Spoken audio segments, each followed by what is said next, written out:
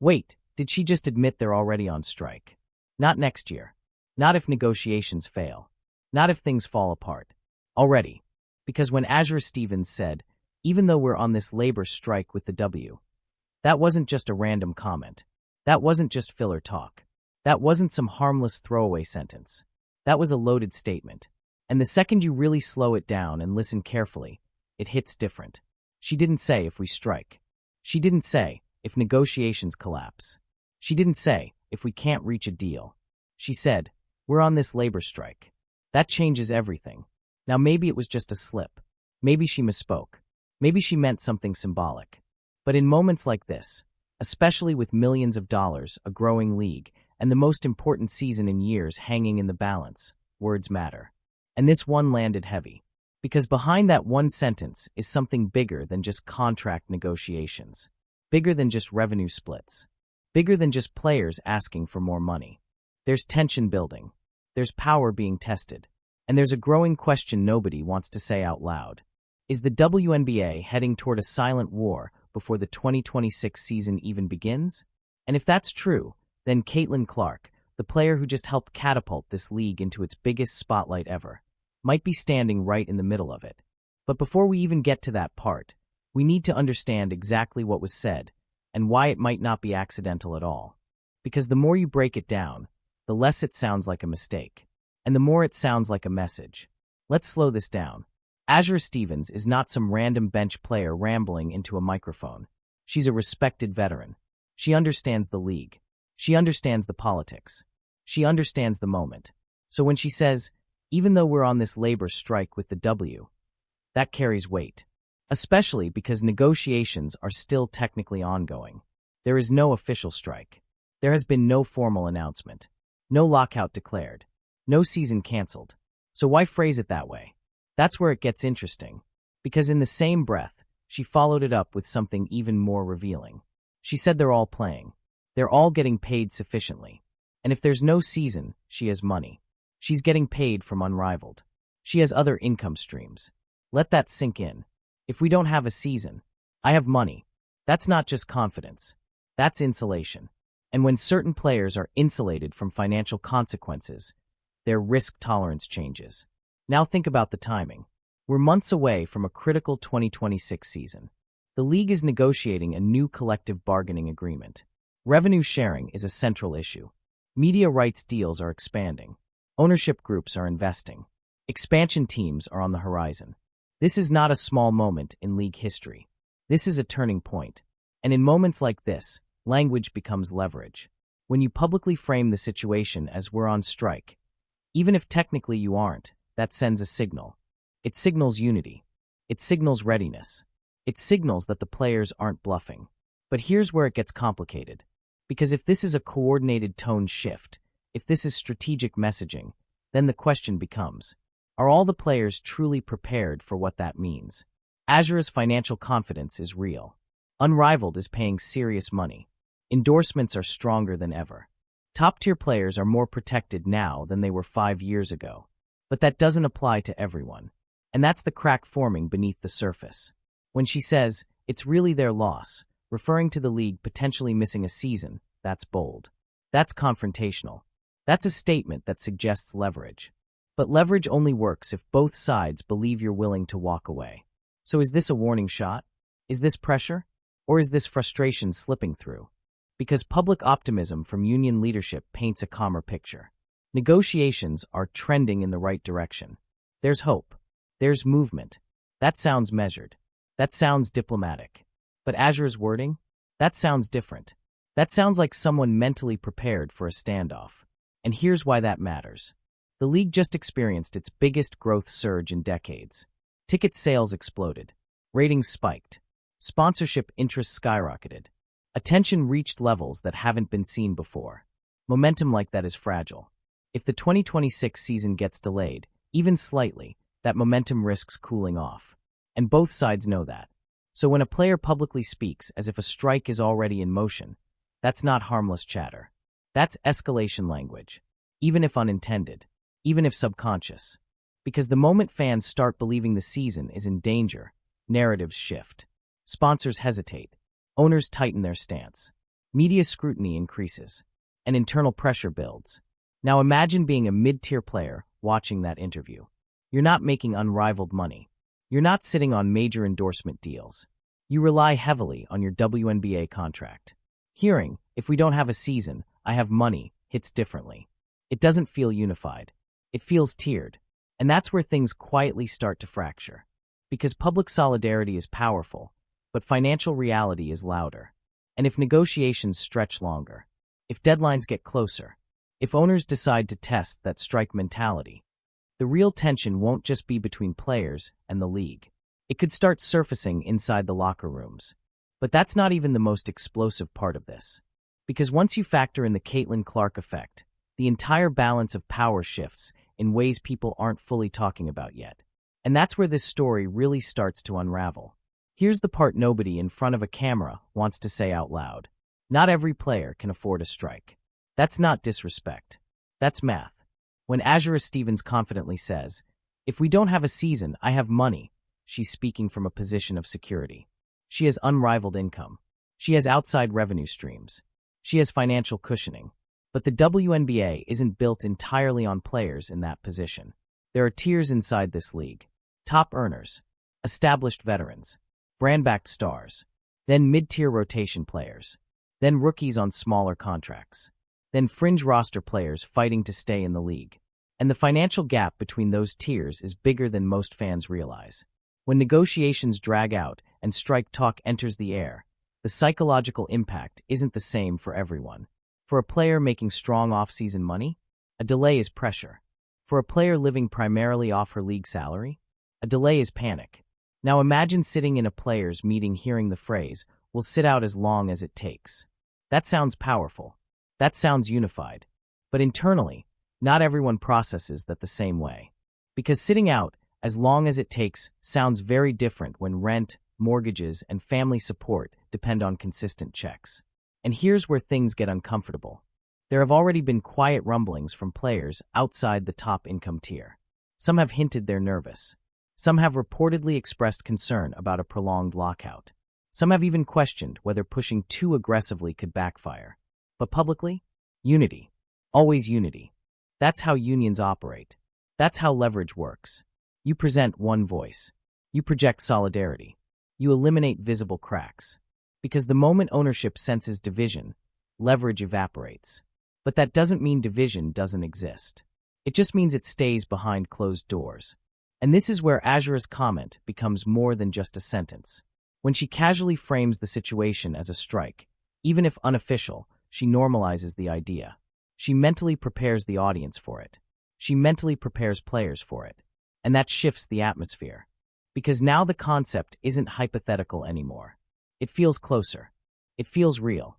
And once players start mentally rehearsing a strike, they start evaluating their own survival plans. Who has savings? Who has endorsements? Who has overseas opportunities? Who doesn't? That's when quiet anxiety begins spreading beneath the surface. Now add another layer. Unrivaled. Unrivaled is changing the economic structure of the off-season for certain players. It provides a serious alternative revenue stream. For some athletes, it's game-changing money. But here's the catch. Not everyone is an unrivaled. Not everyone gets that $250,000 boost. Not everyone has that fallback option. So when players benefiting from new revenue streams appear more willing to apply pressure, it can unintentionally create tension with those who don't share that safety net. And ownership knows this.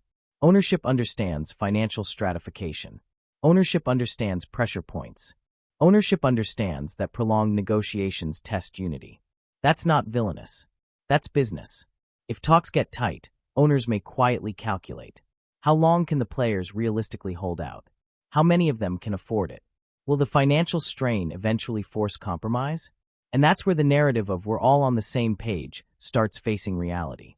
Because solidarity is strongest when sacrifice is equal. But sacrifice isn't equal here. The economic surge in the league over the past year created opportunity, but it also created separation. The stars gained more visibility. The stars gained more endorsements. The stars gained more leverage. But the average salary player? Their increase hasn't matched the hype yet. So when public messaging sounds aggressive, some players may quietly be thinking, how far is this really going? And that question becomes dangerous if it grows. Because if a strike actually happens, even briefly, the first real stress won't hit ownership. It will hit the bottom of the roster. That's where financial vulnerability lives. And here's the paradox. The players absolutely deserve a fair revenue split. The league is growing. Media rights are increasing. Sponsorship money is stronger than ever. There is a legitimate case to be made that compensation should reflect that growth. But timing matters. Momentum matters. And risk tolerance varies. If negotiations turn into a full-blown standoff, the financial tiers inside the league will feel it differently. That's not speculation. That's structure. Now think about this from a psychological angle. If mid-tier players start feeling uneasy, but leadership continues projecting confidence, that gap creates silent tension. Nobody wants to be the first to publicly question the strategy. Nobody wants to look disloyal. Nobody wants to weaken the collective front. So concerns stay internal, and pressure builds quietly, which leads to the real question nobody is asking directly. Is the union's bargaining power as airtight as it appears? Because from the outside, it looks unified. From interviews, it sounds strong. From statements, it sounds resolved. But if financial strain enters the equation, unity gets tested fast. And this is where the entire situation becomes more fragile than fans realize. Because there's something bigger amplifying the stakes right now. Something that didn't exist at this scale just a year ago. Caitlin Clark. Her arrival changed the revenue trajectory, changed the media narrative, changed the national spotlight, changed attendance, changed ratings. And when one player shifts an entire league's financial momentum, the leverage equation gets complicated. Because now ownership can argue growth is tied to infrastructure investment. Players can argue growth is tied to performance and star power. And somewhere in the middle, negotiations intensify. But that's where the real power struggle begins. And once Caitlin Clark enters this chess match, the entire dynamic shifts in ways most fans haven't even considered yet. Here's the reality no one can ignore. The WNBA in 2026 is not the same league it was 2 years ago. And one name sits at the center of that shift. Caitlin Clark. Love her. Criticize her. Debate her. It doesn't matter. The numbers don't lie. Ticket sales surged. National broadcasts exploded. Merchandise moved at record pace. Arenas that used to curtain off upper decks suddenly had standing room-only crowds. The league didn't just grow. It accelerated. And acceleration changes negotiation dynamics. Because when a business is stable, talks are measured. But when a business is expanding rapidly, both sides want a larger piece of what's coming next. That's where this gets complicated. From the player's perspective, the argument is simple. We are the product. We drive the attention. We create the ratings. We built this momentum. And that argument carries weight. The on-court product improved. Storylines intensified. Rivalries became national headlines. The league became appointment viewing for the first time in years. But ownership has its own counterargument. We invested in expansion. We negotiated media deals. We absorbed losses for years. We positioned the league for this breakout moment. That argument also carries weight. And Caitlin Clark sits directly in the middle of both claims. Because her arrival didn't just boost ratings, it reshaped revenue projections. Networks now see upside. Sponsors now see scalability. Investors now see opportunity. Which means the future value of the league is higher than it's ever been. And when future value increases, negotiations get sharper. Players look at the growth and say, we deserve a larger share. Owners look at the growth and say, we took the risk to get here. Now layer this into the strike conversation. If there were no Caitlin Clark surge, if ratings were flat, leverage would be limited on both sides. But because momentum is hot right now, the stakes are magnified. If the 2026 season is delayed or disrupted, the league risks cooling off at the exact moment it should be capitalizing. Momentum in sports is fragile. Fans who just started tuning in can drift away. Sponsors who just entered the space can reconsider. Media partners who just expanded coverage can redirect attention. And once momentum fades, rebuilding it isn't automatic. So here's the pressure point. Ownership cannot afford to lose this window. But players know that, which strengthens their bargaining power. However, players also cannot afford to derail the window. Because if the league's financial rise stalls, long-term salary growth slows too. It's a high-stakes balance. And Caitlin Clark's presence makes it even more delicate, because she represents more than just a player. She represents a commercial spike. Her games drive viewership even among casual fans. Her matchups create media buzz. Her rivalries create narratives that stretch beyond traditional basketball audiences. And ownership knows this.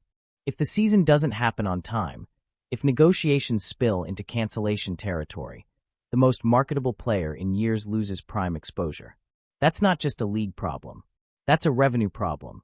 That's a sponsor problem. That's a growth problem. Now flip it. From the player's side, they might think, this is exactly why now is the time to push. The league is thriving. The attention is here. We have leverage. And they're not wrong. Historically, labor negotiations often intensify during periods of growth. That's when demands feel justified. But timing is everything. Push too softly, and you leave money on the table.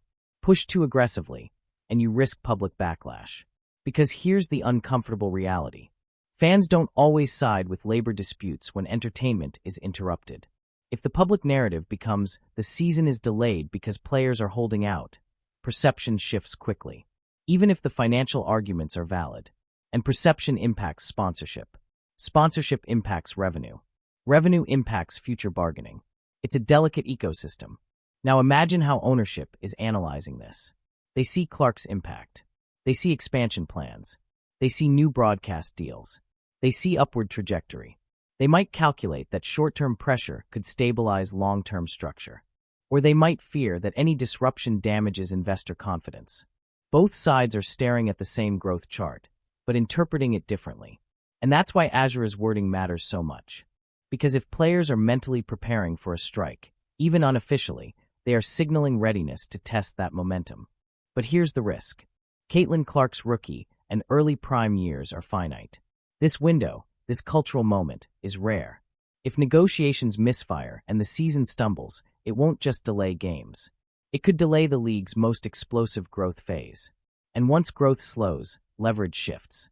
Because if ratings dip or attendance softens, ownership regains control of the narrative. They can argue sustainability concerns. They can argue long-term stability over short-term payouts. So both sides are in a staring contest. Players think, we are stronger than ever.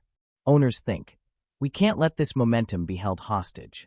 And sitting in the center of that tension is a 22-year-old star who didn't ask to become the economic pivot point of a labor battle. But that's exactly what's happening.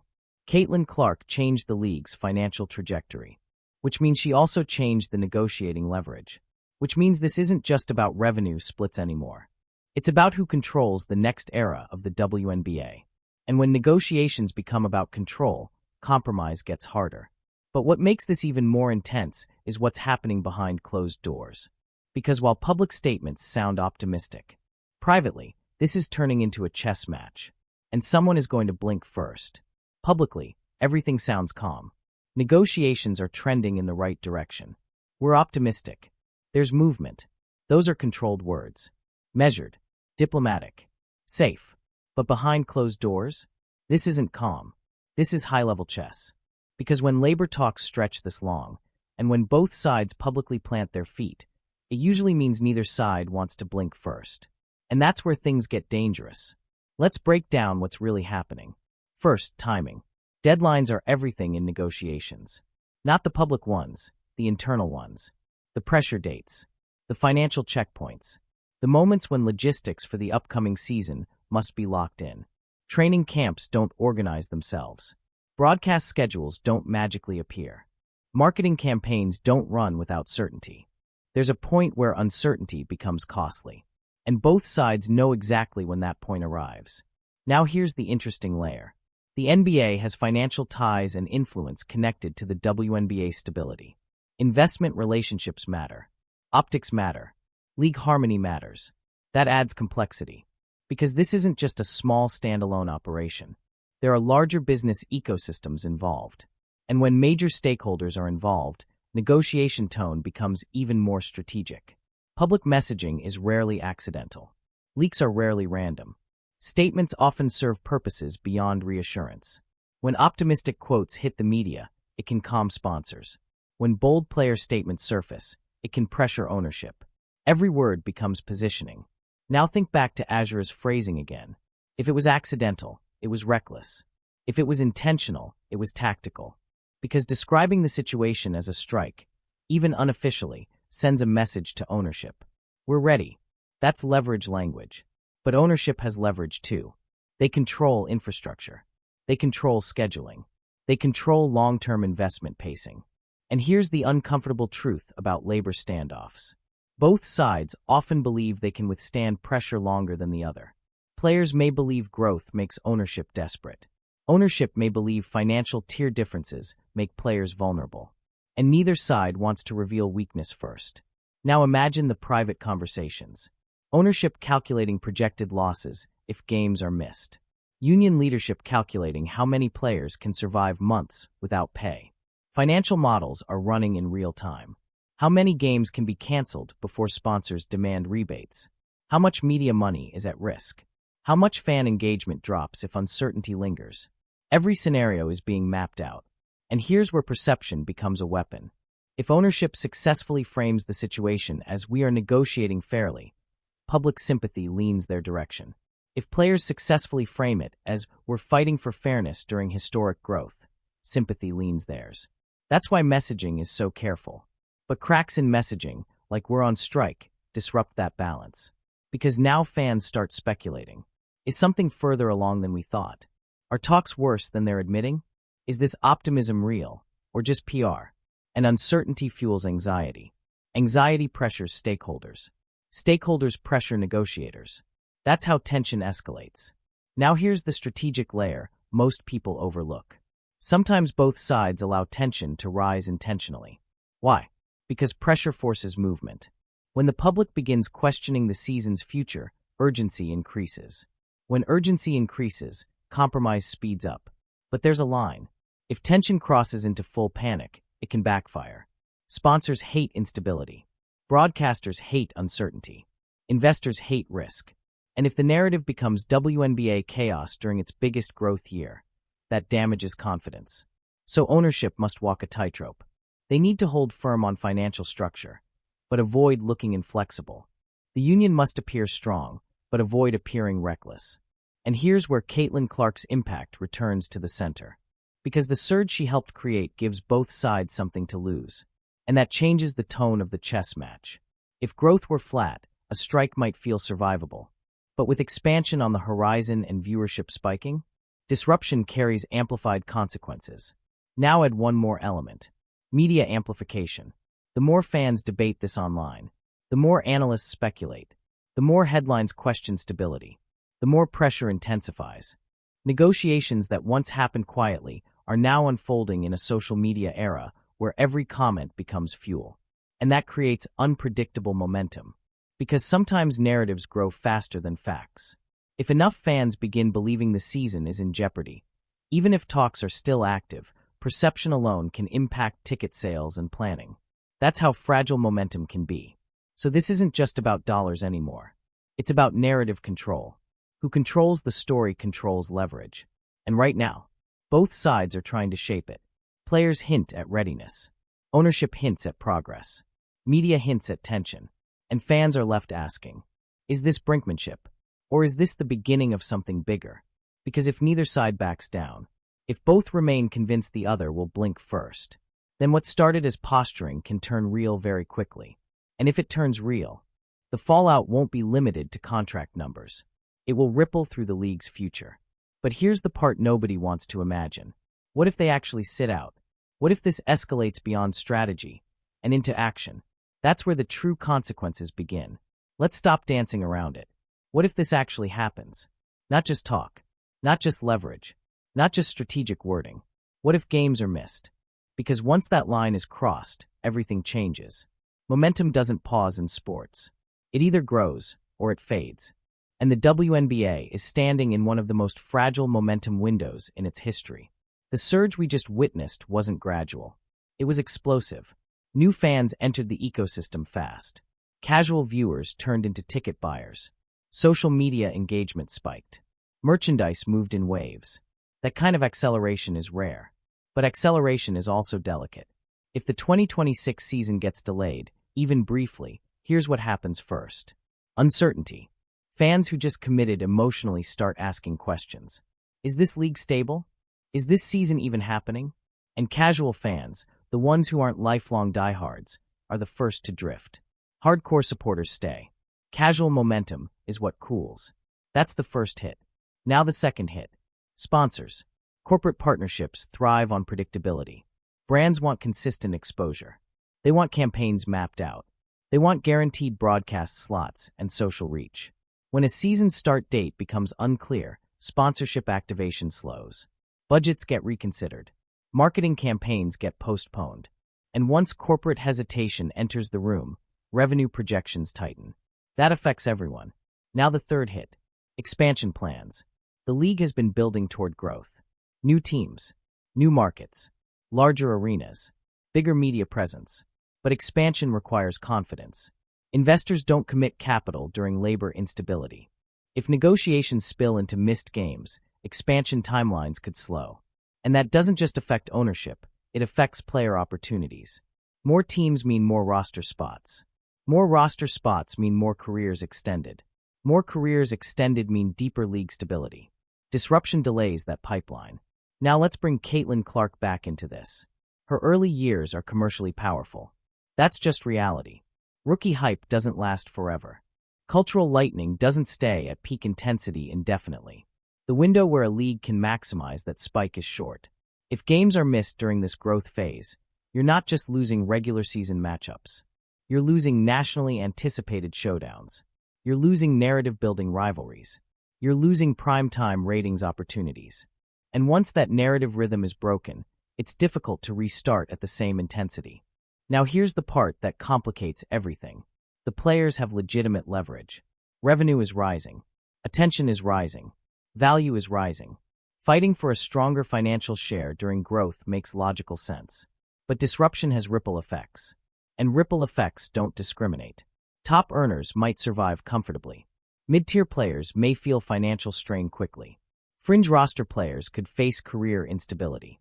And if internal financial pressure grows, unity gets tested in real time. Because solidarity is easiest before sacrifice begins. Once paychecks pause, emotions shift. Now imagine if a strike lasts weeks. Headlines intensify. Sports networks debate the league's stability. Social media narratives turn chaotic. Public sympathy fluctuates.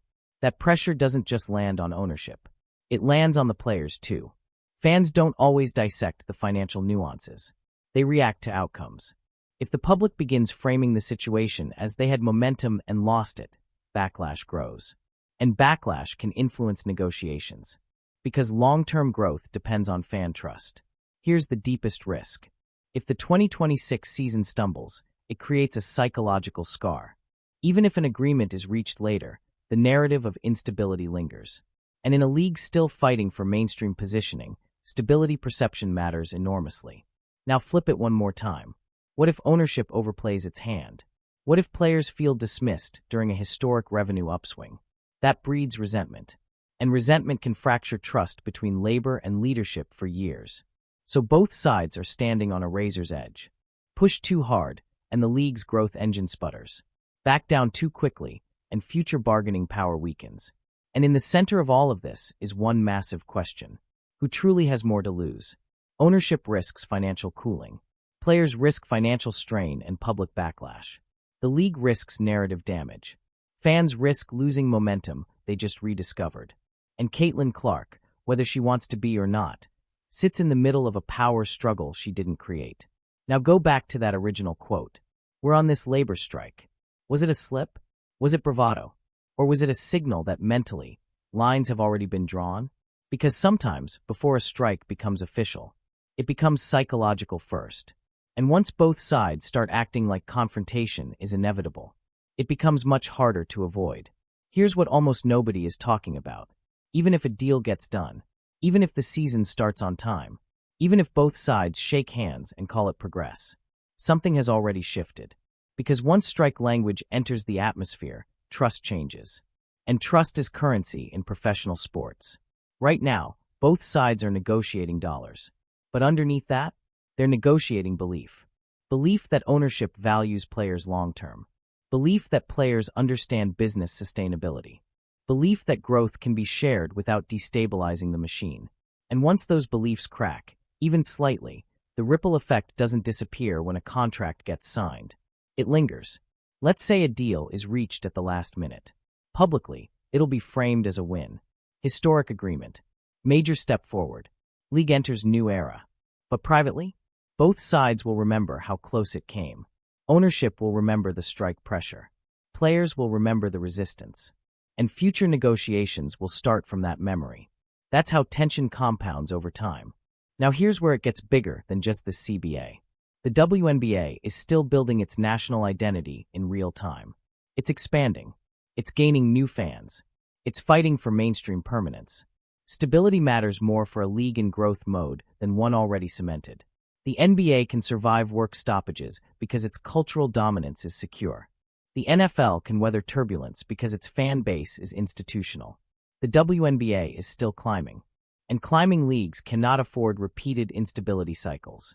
Because new fans don't have decades of loyalty built in. They're still deciding if this is permanent appointment viewing or just a trending phase. And perception becomes reality faster than people realize. If the public narrative becomes, every few years there's drama, that sticks. If the narrative becomes, they finally figured it out and built something sustainable, that sticks too. Right now, the league is sitting between those two futures. Now zoom out further. The Caitlin Clark effect brought in a wave of new audience segments. College basketball fans, casual sports fans, even people who hadn't followed women's pro basketball before. These viewers are still forming opinions about what this league represents. If their early exposure includes labor brinkmanship and strike headlines, that shapes perception. And perception influences retention. Retention influences revenue. Revenue influences future negotiations. It's a cycle. Now let's talk about something even deeper. Player-to-player relationships. Because if internal financial tiers create quiet stress during negotiations, those dynamics don't just vanish after an agreement. If mid-tier players feel stretched financially during prolonged talks, if some privately resent how comfortable others seemed, that tension doesn't always explode publicly, but it changes locker room chemistry. And chemistry matters in a league where roster sizes are small and relationships are tight. This isn't a 15-man bench where issues can hide. This is a close-knit ecosystem, and long-term trust between players is just as important as trust between players and ownership. Now flip to ownership psychology. If they feel publicly pressured, if they feel media narratives painted them as villains during negotiations, that also sticks. Executives remember leverage plays. They remember public tactics, and it influences future compromise speed. So even a resolved CBA doesn't erase the psychological battle that happened during it. It just buries it under signatures. And here's where things become generational. The next wave of rookies entering the league will inherit whatever tone is set right now. If this CBA becomes known as the brinkmanship era, future negotiations start harder. If it becomes known as the turning point where both sides matured, future negotiations start smoother. This moment shapes culture, not just contracts. Now let's address something uncomfortable. The league's growth surge is partially personality-driven. Rivalries drive attention. Storylines drive ratings. Individual brands drive sponsorships. If labor tension starts bleeding into public perception of star players, if fans begin associating faces with financial conflict, it complicates branding. And branding is central to revenue growth. If casual fans begin seeing the league as unstable or combative, some hesitate. Not all, but some. And in growth phases, even small hesitation percentages matter. Because compounding momentum is fragile. Now here's the ultimate long-term risk. If negotiations repeatedly escalate to the edge of cancellation in future cycles, corporate confidence weakens. Media partners prefer predictability. Broadcasters invest heavily in promotion months in advance. If uncertainty becomes part of the league's identity, partners negotiate more cautiously. Cautious partners means slower revenue expansion. Slower revenue expansion means smaller future salary jumps, which ironically weakens the very leverage players fight for. So this moment isn't just about 2026. It's about setting a tone for the next decade. Are both sides building a sustainable partnership? Or are they testing how close they can get to fracture without breaking? And that brings us back to Azura's wording. Because sometimes language reveals mindset. If players are already speaking as if confrontation is active, that suggests psychological preparation. And psychological preparation matters. Once your mind accepts conflict as inevitable, compromise becomes harder emotionally. Now ask yourself, if both sides believe they're justified, if both sides believe growth validates their position, if both sides believe they can survive pressure, who bends first? Because history shows something important. In labor battles, nobody truly wins when games are missed. Both sides lose revenue. Fans lose trust. Momentum cools. And rebuilding takes more effort than compromise would have. So maybe the Real story isn't whether a strike happens. Maybe the Real story is whether both sides recognize how rare this growth window is. Because windows don't stay open forever. The Caitlin Clark era is young. The expansion era is young. The surge is young.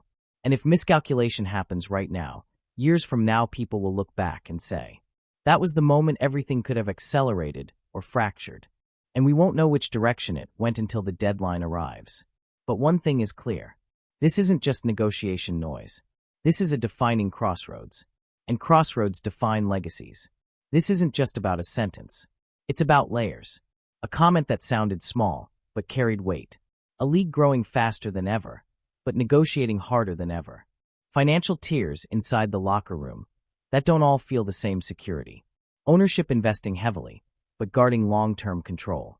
A generational star fueling momentum, while becoming the economic pivot point of a labor battle. And a season that might define the next decade of the WNBA. If negotiations hold and compromise is reached, this becomes a footnote. But if brinkmanship turns into action, the cost won't just be measured in dollars. It'll be measured in momentum. And once momentum is lost, rebuilding it takes years. So now the real question isn't whether they're negotiating. It's whether both sides understand just how fragile this moment really is. Because if they're already speaking like they're on strike, what happens when the deadline actually hits? If you want real breakdowns that go deeper than headlines, hit subscribe right now. This is where we unpack the power moves, the hidden layers, and the business behind the game. Drop your thoughts below, because this story is far from over.